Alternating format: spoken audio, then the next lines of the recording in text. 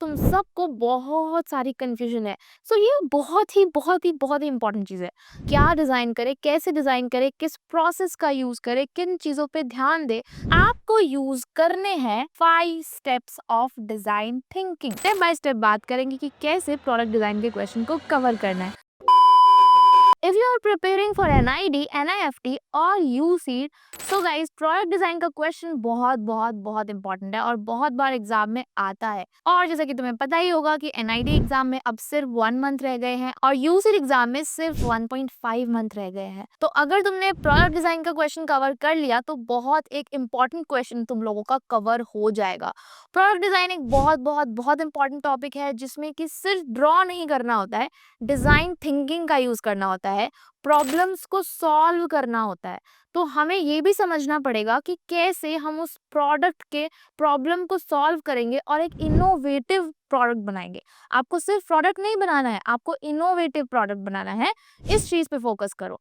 तो तीनों ही एग्जाम के लिए प्रोडक्ट डिजाइन का क्वेश्चन बहुत इंपॉर्टेंट है।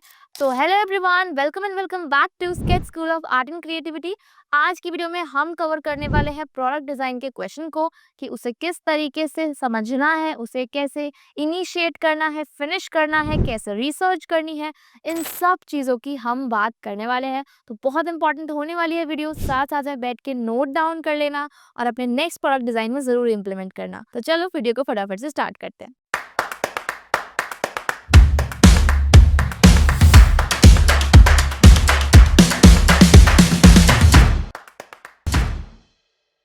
ओके गाइस, तो जब भी आपको प्रोडक्ट डिजाइन का क्वेश्चन देखने के लिए मिलेगा तो उसे आपको डायरेक्टली नहीं सॉल्व करना है।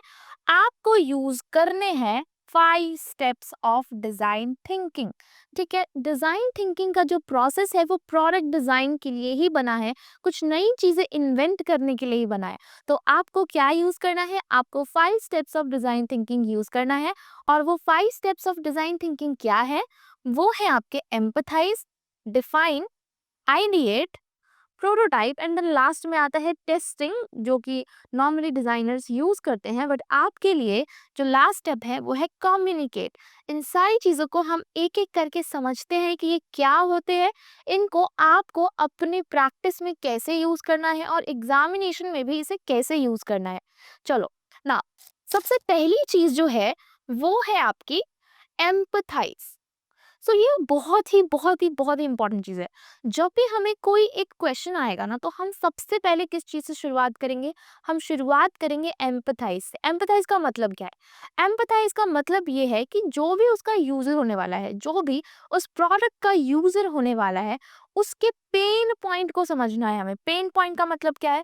मतलब सपोज कि आप स्टूडेंट्स हो, अगर आपसे पूछा जाए कि स्कूल बैग को लेके आपको क्या डिफिकल्टी होती है, तो अगर मुझे एक स्कूल बैग डिज़ाइन करना है तो मैं एज ए स्टूडेंट सोचूंगी। ठीक है, अगर तुम्हें स्कूल बैग डिज़ाइन करना है तो तुम एज ए स्टूडेंट सोचोगे कि स्कूल बैग में क्या क्या प्रॉब्लम्स हैं। उन प्रॉब्लम्स को ही हम बोलते हैं पेन पॉइंट। ठीक है, तो आपको एज ए यूजर सोचना है। ठीक है, जैसे कि आपको कुछ पॉइंट्स यहाँ पे मेंशन है, that is who use it, उसे कौन यूज करने वाला है। ओके या फिर when do you use it, कब आप उसे यूज करते हो, ये भी इंपॉर्टेंट है। या फिर क्या प्रॉब्लम्स उस प्रोडक्ट, पर्टिकुलर प्रोडक्ट के लिए आपको फेस होती है और उस प्रोडक्ट के साथ क्या इमोशंस इन्वॉल्व है। ठीक है, हर प्रोडक्ट के साथ एक इमोशन इन्वॉल्व हो सकता है। लाइक अगर लेट्स सपोज बेसिक सा एग्जांपल लेते हैं कि अगर हम बात करते हैं एक बच्चे की, एक बच्चे के लिए क्लॉथ आपको बोला गया है डिजाइन करने के लिए और अ बॉटल और समथिंग। सो ऑब्वियसली उसमें उसकी मदर के इमोशंस इन्वॉल्व है, उस बच्चे के इमोशंस इन्वॉल्व है।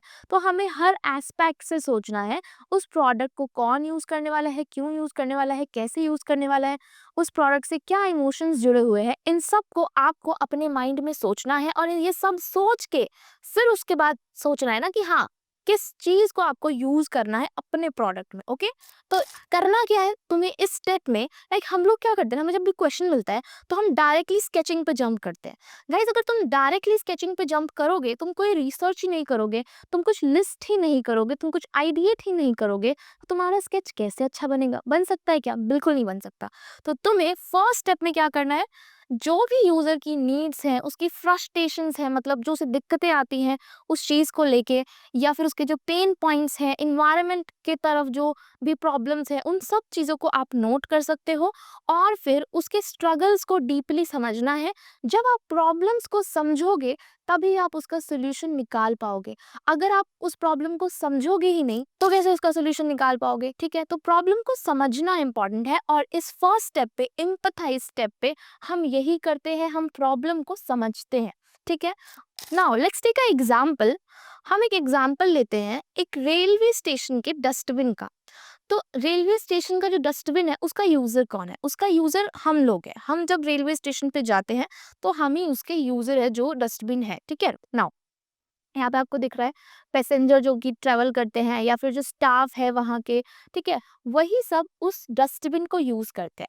अब लेट्स सपोज कि आपको एक डस्टबिन डिजाइन करने के लिए आया रेलवे स्टेशन के लिए, तो सबसे पहले आपने क्या समझा कि उसको यूज कौन करता है। देन आफ्टर दैट आपको उसके पेन पॉइंट्स को समझना है। तो तुम खुद सोचो कि जब तुम रेलवे स्टेशन गए होगे, तुमने देखा होगा वहाँ के डस्टबिन भी देखे होंगे कि कितने डर्टी होते हैं या फिर कितने फिल्ड होते हैं। ये सारी प्रॉब्लम्स आपको समझनी है। लाइक बहुत जल्दी फ़िल हो जाते हैं क्योंकि बहुत ज़्यादा ओवरफ्लो क्राउड वहाँ पे आता है, बहुत भीड़ होती है इंडियन रेलवे स्टेशंस पे, तो बहुत भीड़ होती है, इसकी वजह से ही वो जल्दी फ़िल हो जाता है, ठीक है? देन वो बहुत ही ज़्यादा गंदा रहता है, उसको छूने मतलब आप छू नहीं सकते, इतना गंदा रहता है वो, ठीक है? साथ ही में वो बहुत हेवी हो जाता है जब वो भरा रहता है, ठीक है? और उसमें बहुत सारे वेस्ट एक साथ अलग-अलग वेस्ट एक ही डस्टबिन में डाले जाते हैं जिससे कि सेपरेशन नहीं हो पाता है वेस्ट का, जो कि एनवायरनमेंट के लिए भी एक प्रॉब्लम है कि हम वेस्ट को सेपरेट नहीं कर पा रहे हैं, तो वो भी एक प्रॉब्लम हो गई, ठीक है? तो इस तरीके से हमें प्रॉब्लम्स को लिस्ट करना है, ठीक है? और फिर हमें ये समझना है कि हमें अपने प्रोडक्ट डिजाइन में किस चीज़ पे फोकस करना है। हमने कहा कि गंदा रहता है, तो आप हाइजीन पे फोकस कर सकते हो। आप इस चीज़ पे फोकस कर सकते हो कि उसे ईजिली खाली किया जा सके या फिर उसे एक जगह से दूसरी जगह ईजिली ले जाया जा सके, जिससे कि वो जो वो फुल हो गया है उसको खाली किया जा सके। इस चीज़ पे हम फोकस कर सकते हैं, ठीक है? तो इससे क्या होगा कि आपको पॉइंट्स तो मिल गए कि किन पॉइंट्स को यूज करके अब तुम्हें अपने प्रोडक्ट को डिजाइन करना है, ठीक है? तो आई होप कि एम्पैथी वाला स्टेज क्लियर हो गया है। Now let's move further. Now guys, next stage है आपका डिफाइन द प्रॉब्लम्स, ठीक है? आपने जो भी चीजें अपने दिमाग में चलाई, एम्पथाइज किया, अब उसको देख के आपको प्रॉब्लम्स को डिफाइन करना है कि क्या प्रॉब्लम्स है। प्रॉब्लम्स इस स्टेज पे क्या है? अगर हम रेलवे स्टेशन वाली चीज की बात करते हैं, तो हैंड फ्री ऑपरेशन नहीं है, ठीक है? तो हमें क्या अपने प्रोडक्ट में लाना पड़ेगा? Hand free operation. और क्या नहीं है? इजी मेंटेनेंस नहीं है, वो फिल फुल हो जाता है, वो इतना भारी हो जाता है कि उसको एक जगह से दूसरी जगह नहीं ले जाया जा सकता, तो ये भी हमें करना है, ठीक है? उसमें ड्यूल कंपार्टमेंट नहीं है, मतलब उसमें वेट के लिए और ड्राई वेस्ट के लिए अलग अलग कंपार्टमेंट नहीं है, तो ये भी एक प्रॉब्लम हो गई कि वेस्ट सेपरेशन नहीं हो पा रहा, ठीक है? साथ ही वो आउटडोर यूज के लिए ड्यूरेबल नहीं है। तो हमने अब अपनी सारी प्रॉब्लम्स को डिफाइन कर लिया। अब देखो, या तो तुम कोई एक प्रॉब्लम को पकड़ो, उस प्रॉब्लम पे काम करो। कभी भी जरूरी नहीं होता है कि आप अपने प्रोडक्ट डिजाइन में सारी की सारी प्रॉब्लम उस प्रोडक्ट से रिलेटेड सॉल्व कर दो, तुम कर भी नहीं सकते, ठीक है? तो कोई भी एक प्रॉब्लम को आप पकड़ सकते हो, उसको आप अच्छे से सॉल्व कर सकते हो। एंड मोस्ट इंपॉर्टेंट थिंग कि जो भी आप सॉल्व करने वाले हो, जो भी आप सोल्यूशन अपने माइंड में लाने वाले हो, वो फिजिबल हो, ठीक है? What is the meaning of feasible? Like जब भी मैं बच्चों को बोलती हूँ जिन्होंने पढ़ा नहीं होता है प्रोडक्ट डिजाइन, वो क्या करते हैं, वो इस तरीके के सॉल्यूशंस निकालते हैं जो कि पॉसिबल ही नहीं होता है कि मैम हम एआई का यूज करेंगे, हम कुछ ऐसा करेंगे कि वो भरे ही ना कभी। बट वो कैसे हो सकता है? जो चीज़ें पॉसिबल नहीं है, वो हम नहीं ऐड करें अपने प्रोडक्ट डिज़ाइन में। उससे ये समझ में आएगा एग्ज़ामिनर को कि तुम फिज़िबिलिटी को पे ध्यान दे ही नहीं रहे हो। तुम ध्यान दे ही नहीं रहे हो कि जो आप प्रोडक्ट डिज़ाइन बना रहे हो, क्या वो रियलिटी में इम्प्लीमेंट हो भी सकता है? ये बहुत, बहुत, बहुत इंपॉर्टेंट चीज़ है, जो कोई भी स्टूडेंट जिस पे फ़ोकस करता ही नहीं है, ठीक है? तो इस चीज़ को बहुत मोस्ट इम्पॉर्टेंट थिंग रखो कि जो भी बनाओ फिज़िबल होना चाहिए। हाँ, भले ही आप जो रीसेंट टेक्नोलॉजीज़ है उसका यूज़ कर रहे हो, ठीक है? आप सेंसर्स का यूज़ कर रहे हो, वो सारी चीज़ें अलग है, बट ऐसा कुछ भी नहीं बनाना है जो कि पॉसिबल ना हो, ओके? आई होप कि क्लियर हो गया तुमको, ठीक है? चलो आगे चलते हैं। Now so guys, ideate stage वो स्टेज होता है, हम हमने प्रॉब्लम्स तो निकाल ली कि इस प्रॉब्लम का सोल्यूशन, बट क्या सोल्यूशन होगा इस प्रॉब्लम का, ये हम समझते हैं आइडिएट स्टेज पे। ठीक है? आप इस स्टेज पे ब्रेनस्टॉर्मिंग करते हो, आप अलग-अलग रेफरेंसेस देख सकते हो जब आप प्रैक्टिस कर रहे हो। ऑब्वियसली जो आप प्रैक्टिस टाइम पे ब्रेनस्टॉर्मिंग कर रहे हो, वही आपको एग्ज़ाम टाइम पे काम आने वाला है। एग्ज़ाम में तुम्हारे पास रिसर्च का टाइम नहीं है, ठीक है? और देखो, जो भी डिज़ाइनर होता है, वो भी एकदम रैंडमली तो डिज़ाइन नहीं करता होगा प्रोडक्ट को, वो भी तो बहुत सारी रिसर्च करता होगा, रीसेंट प्रोडक्ट्स देखता होगा, उसमें क्या प्रॉब्लम्स हैं, क्या वो यूज़फुल हो सकता है कि नहीं, वो सब चीज़ें आपको इस स्टेज पे रिसर्च करनी है। आप रियल प्रोडक्ट भी देख सकते हो, उस रियल प्रोडक्ट में क्या प्रॉब्लम है वो भी देख सकते हो। आप चैट जीपीटी का यूज़ कर सकते हो, आप पिंटरेस्ट का, गूगल का, सब चीज़ों का यूज़ कर सकते हो। बट तुम्हें निकालना क्या है? सॉल्यूशन, ठीक है? अब क्या सॉल्यूशन हो सकता है? कि फनल शेप ओपनिंग हो ताकि वो फिल ना हो, सारी चीज़ें नीचे चली जाए, ऊपर ओपनिंग में खाली रहे, ठीक है? पेडल ऑपरेटेड लिड, मतलब कि पैर से उसको ओपन किया जाए ऐसा डस्टबिन हो, ठीक है? उसके अलावा कलर कोडेड सेक्शन कि इस वाले कलर सेक्शन में हमें ड्राई वेस्ट डालना है, इस वाले सेक्शन में हमें वेट वेस्ट डालना है, इस तरह की चीज़ें, ठीक है? व्हील हो मोबिलिटी के लिए कि उसको एक जगह से दूसरी जगह ईज़िली ले जाया जा सके, ठीक है? और वेल मेंटेन्ड बीन्स, मतलब कि वो बीन्स जो है एकदम ऐसी हो कि उसको मेंटेन किया जा सके, उसको ईज़िली मतलब खाली किया जा सके, okay? And then wall mounted bin, मतलब कि उसे दीवार पे भी टांगा जा सके, ठीक है? तो इसमें से ज़रूरी नहीं है कि हर हर चीज़ आपको अपने स्केच में ऐड करनी है, आप चाहे 1 करो, 2 करो, 3 करो, बट उसको अच्छे से शो करो, ठीक है? That's very, very, very important, okay? तो ये सारे रेफरेंसेस आप देख सकते हो इस तरह के, लाइक कि हाँ, उसको ईज़िली क्लीन किया जा सके, इसलिए हम एक रैपर दे रहे हैं, बट बहुत इंपॉर्टेंट है कि प्लास्टिक्स का यूज़ मत करो। एग्ज़ाम में आप जितना इको फ्रेंडली बनाओगे उतना बेटर रहेगा, ओके? नाउ अलग-अलग डिज़ाइन्स देखो कि मोबिलिटी के लिए क्या कर सकते हैं, कलर सेक्शन कैसे अलग-अलग बना सकते हैं, किस तरीके से दीवार पे टाँगने वाला डिज़ाइन हो सकता है, ओके? या फिर ईज़िली ऑपरेटेड वन कैसे हो सकता है। तो डिफरेंट डिफरेंट डिज़ाइन देखना है और फिर पहुँचना है किस पे? एक फाइनल डिज़ाइन पे, ठीक है? एंड फाइनल डिज़ाइन को ही हम क्या बोलते हैं? प्रोटोटाइप, ठीक है? तो लाइक नॉर्मली जो डिजाइनर्स होते हैं वो भी इसी अप्रोच को यूज करते हैं, बट वो इस अप्रोच को डीप में यूज करते हैं, इसमें बहुत सारी अदर चीजें भी होती हैं, ठीक है? हर हर स्टेज पे बहुत सारी चीजें पढ़ने के लिए होती है, but as a like aspirant, because you are design aspirant, तो तुम्हें बहुत डीप में पढ़ने की जरूरत नहीं है, एटलीस्ट बेसिक्स फॉलो करो इस चीज के, ठीक है? सो गाइज, लास्ट स्टेज जो है आपका प्रोटोटाइप, तो बेसिकली इस जगह पे आपको स्केच बनाना है, ठीक है? आपको फाइनल स्केच बनाना है, ओके? कि किस तरीके का आपका होने वाला है डस्टबिन। तो यहाँ पे देखो, यहाँ पे 3 कलर के दे रखे हैं, रिसाइकल वन एक में, कंपोजेबल वन, जनरल वेस्ट एक में, तो हमने सेपरेट सेक्शंस दिए हैं। देन यहाँ पे पैर से ऑपरेट करा जा सकता है कि ओपनिंग आएगी यहाँ पे, फिर इसको दीवार में हम अटैच कर सकते हैं, ये चीज़ ऐड करी गई है, ठीक है? फनल शेप्ड एंट्री है, ये चीज़ ऐड करी गई है। तो इस सब से क्या हो रहा है कि ईज़िली जितने भी हमने प्रॉब्लम्स आइडेंटिफाई किए थे, उसका सॉल्यूशन हमें यहाँ पे मिल रहा है, ठीक है? तो हम ये कोशिश करेंगे कि जो भी सॉल्यूशन हमने सोचा है, उसको शो भी कर पाए, वो भी ज़रूरी है, ओके? तो यही प्रोटोटाइप स्टेज होता है।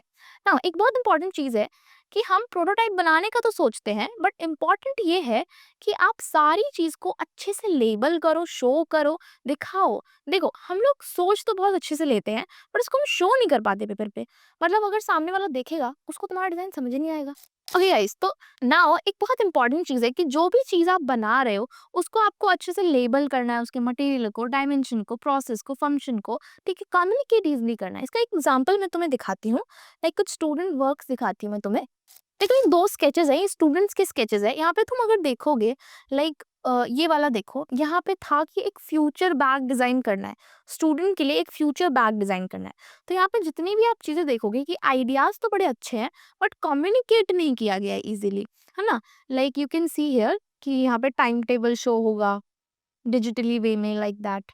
देन ये बैग एक प्रोजेक्टर का भी काम करेगा, ये बताया गया था। और वेंटिलेशन के लिए स्पेस होगा, जो आपका बैग का स्ट्रैप होगा उसमें वेंटिलेशन स्पेस भी होगा, ठीक है? और बैग इस तरीके से ओपन होगा। तो लाइक इसमें प्रॉब्लम क्या है कि जो भी चीज़ें सोची है ना उस बच्चे ने, वो शो नहीं हो पा रही है। मतलब तुम एक बार में देखोगे तो तुम्हें समझ नहीं आएगा।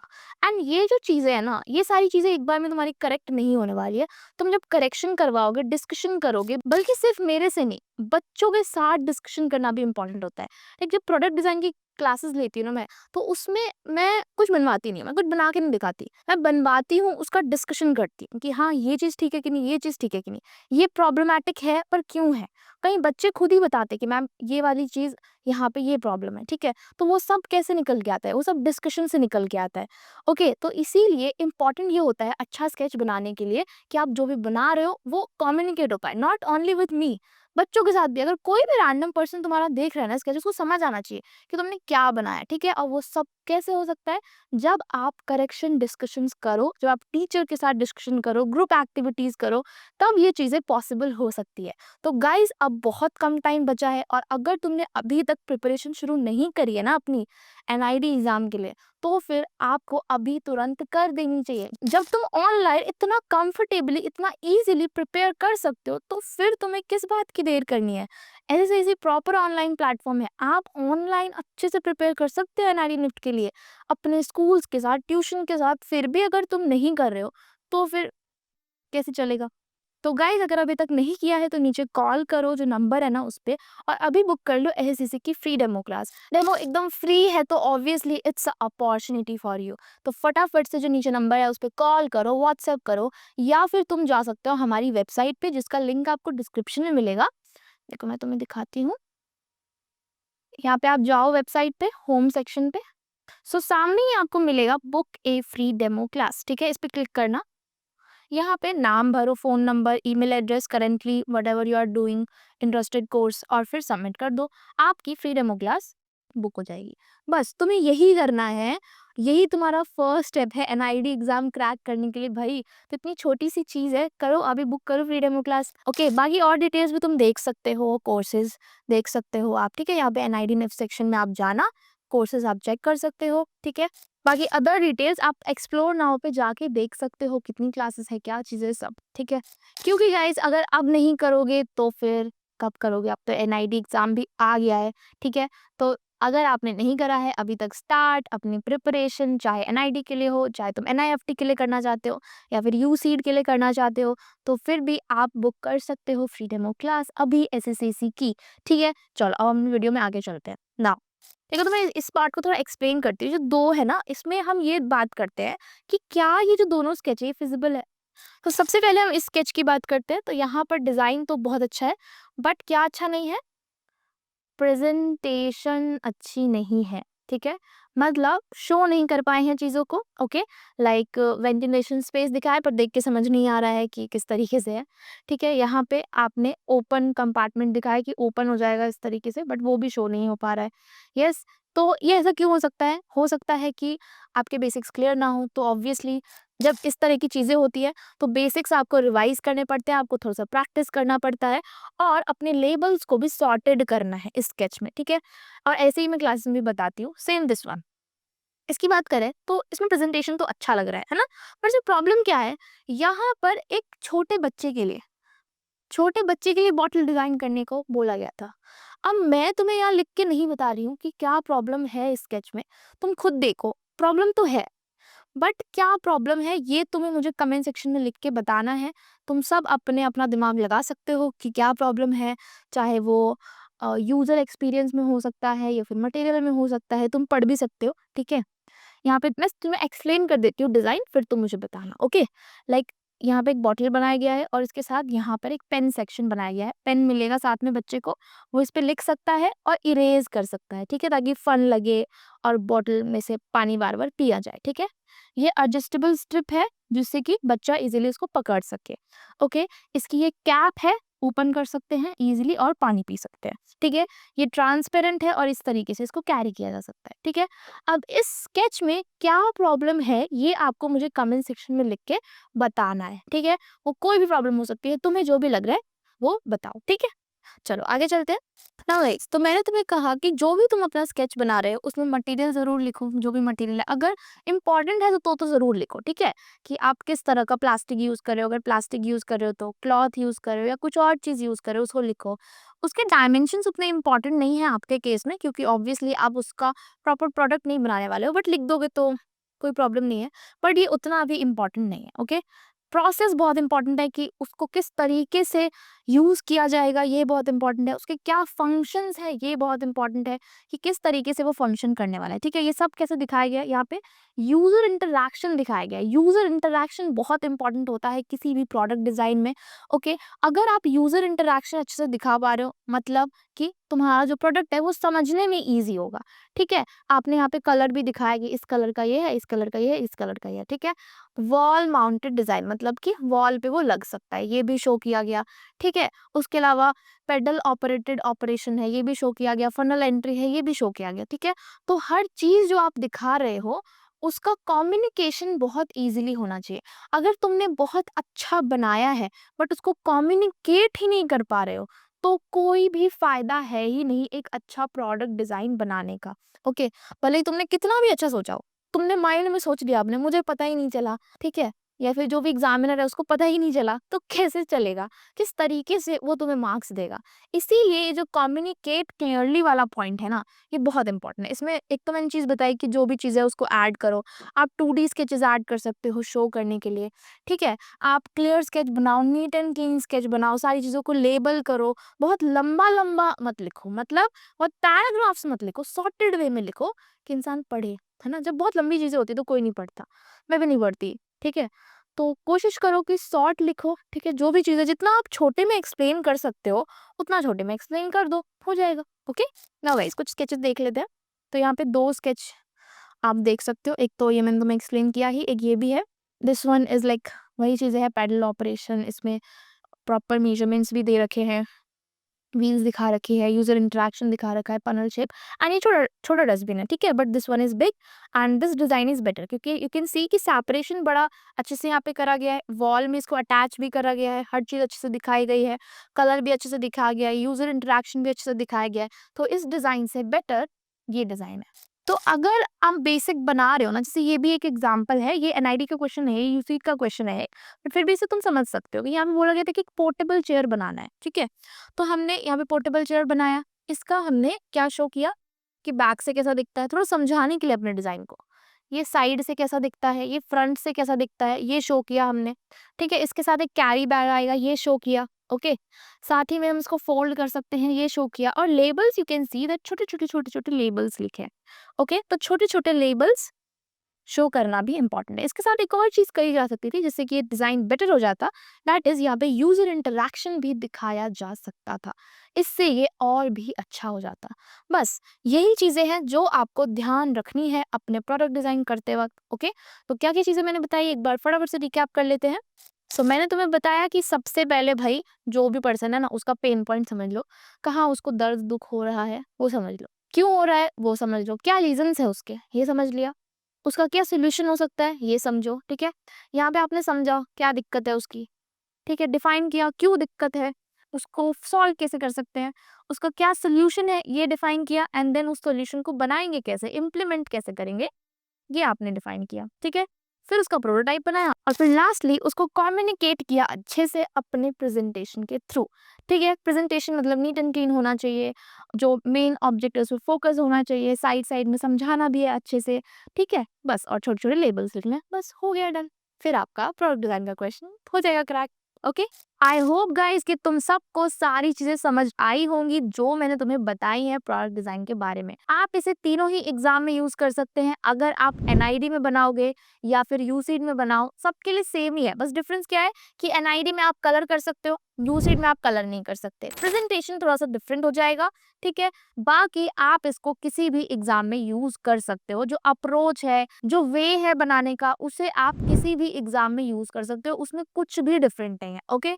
तो अगर वीडियो अच्छा लगा, पसंद आया, समझ आया कि कैसे बनाना है प्रोडक्ट डिजाइन को, तो वीडियो को हाइप कर दो, लाइक कर दो और चैनल को सब्सक्राइब कर दो। क्यों? क्योंकि अब एग्जाम बहुत पास आ गया है, बहुत सारे इन्फॉर्मेटिव वीडियोस मैं बनाने वाली हूँ, बहुत सारी ऐसी वीडियोस भी बनाने वाली हूँ जो तुम्हें बहुत यूजफुल लगेंगी। कोई ऐसा टॉपिक है जिसमें तुम्हें बहुत प्रॉब्लम लग रही है, उसको तुम मुझे कमेंट सेक्शन में लिख के बता सकते हो, ओके। बाकी most most most important thing कि अगर अभी तक तुमने फ्री डेमो क्लास बुक नहीं करी है तो अभी कर लो, बहुत चीज मिस कर रहे हो अगर तुमने फ्री डेमो क्लास बुक नहीं करी है। तो अभी नंबर पे कॉल करो, व्हाट्सएप करो और फ्री डेमो क्लास बुक कर लो। बाकी डिस्क्रिप्शन में वेबसाइट का लिंक है, वहां से भी आप फ्री डेमो क्लास बुक कर सकते हो। So guys all the best for your preparation. अभी हम मिलेंगे नेक्स्ट वीडियो में, तब तक के लिए बाय।